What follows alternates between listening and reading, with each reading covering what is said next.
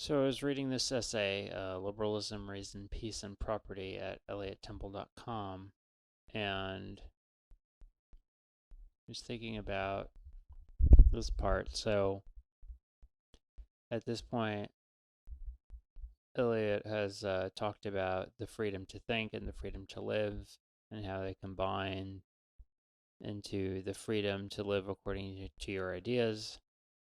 And then he goes into three main requirements for you to be able to actually have and exercise these freedoms. Uh, and the first two are free control over my body and free control over my property. And I want to focus on property. So he says, my naked body is not enough to live.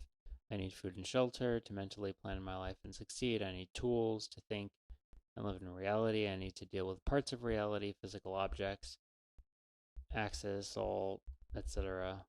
Most actions are impossible without the right objects. So I find, create, and trade for physical objects, which are my property. If my property was stolen or destroyed, it would disrupt me from having a life based on my ideas. I think a tool would help and get it and mentally plan to use it and then be stopped by the thief or vandal, right? So yeah, you're engaging in voluntary trade. You have some plans, and then those plans are sabotaged if property is not respected. I was thinking about this in context of freedom of speech because a lot of people have a view that essentially recognizes free control over your body. So, like, although even, I mean, these days, even that is maybe not so much the case anymore. Um, but, like, there at least used to be a broad consensus that if you just want to express your highly offensive views in the public square, to whatever extent your natural voice could carry those views, then that's fine. Unless you're calling for somebody to, be physically attacked or something on a rather imminent basis, then, you know, you could say whatever offensive views you want. You could be a Nazi, you could be whatever. Um, but we sort of get into issues, adjust this. We sort of get into issues over free control over property because of the view that essentially, yeah, freedom of speech is fine, but it doesn't extend into control of resources to get your speech out there. And often people frame this in terms of fairness or concerns about corruption. It comes up. Uh, People don't want people with a lot of money to have too big a voice in trying to sway the public debate, um, or maybe too big influence in politics and that sort of thing. They might talk about fairness. Now, I think that's a mistaken view. I don't think it's fair to coercively thwart people from spending their own money, their own resources, in an attempt to persuade others, because that's all you can do, right? If you exercise your control over property in order to try and get some ideas out there, all you're doing is buying opportunities to persuade with people willing to engage with your content in some way. Like lots of people might not even. They might block your ads. They might just tune out the radio ad, whatever. But for the people who don't do that, who are willing to give it a listen or a read, you have an opportunity to persuade them.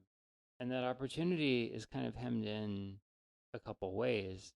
Uh, on the one hand, there's your skill in presenting your ideas in a short, simple, and straightforward manner. That's one constraint.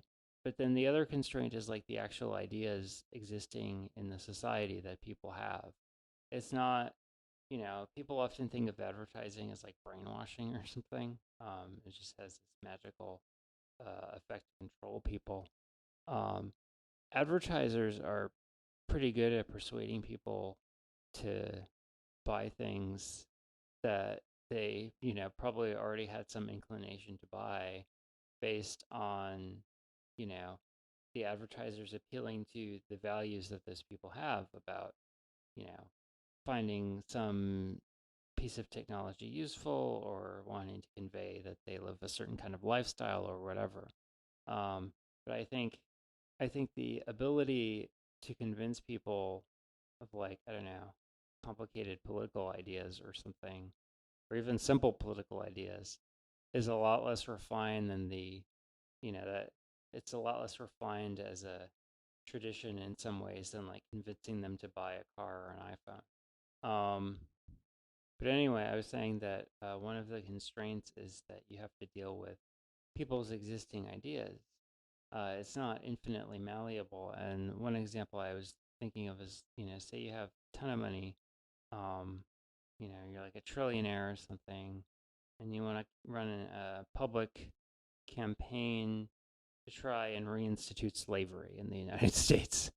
You're not going to have a lot of success there, I don't think, because it's just so off the wall and contrary to the overwhelming national consensus.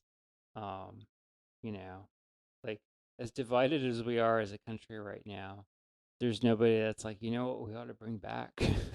Like, that's not a serious side in the debate. So you're just going to be running up against a brick wall.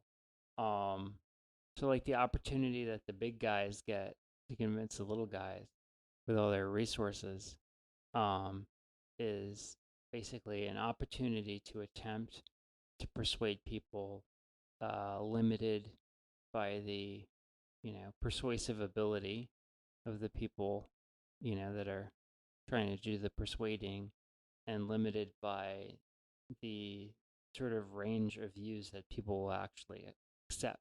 And I think if you think of it that way, and not as the I don't know, the sort of magical hypno brainwashing TV ads or something, then the case for just respecting people's right to use their property to try and persuade people, becomes clearer and stronger. So,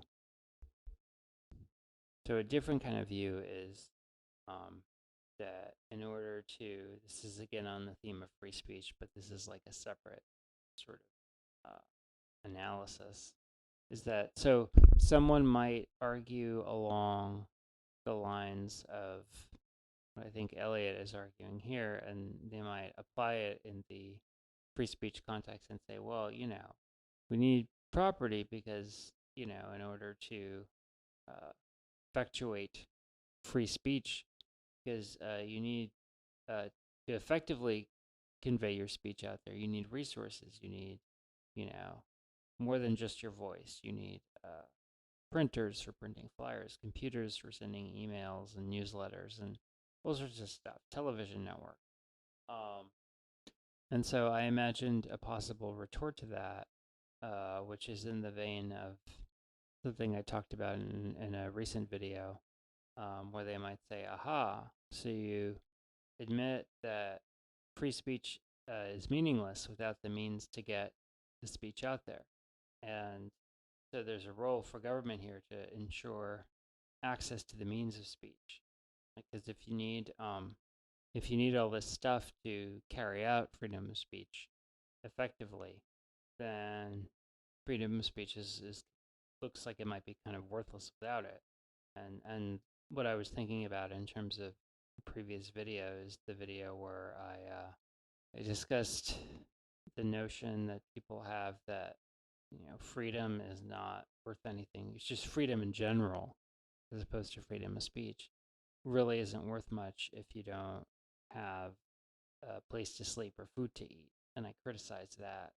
And so I think it's the same sort of pattern here of the argument, where the person is sort of an anti-liberal, deriding freedom, and then the counterpoint to that is to say, well, but you have the opportunity, um, not just to try to get more resources directly with which to effectuate your freedom of speech, but to persuade other people uh, to, give or lend their resources to you in order to get your message out there. And that ability to persuade other people, or to try to persuade them, on a voluntary basis, is part of the freedom of speech. And it's part of the freedom of speech that's actually interfered with by certain campaign finance laws, which limit the extent to which uh, other people actually can support your your message.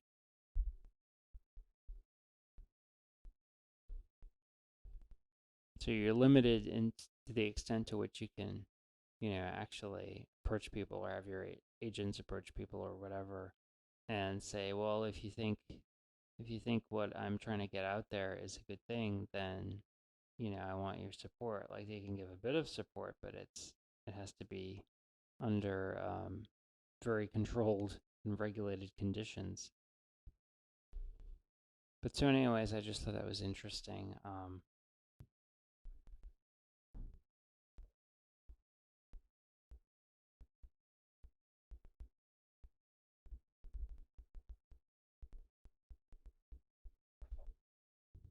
I think I'll call that a video.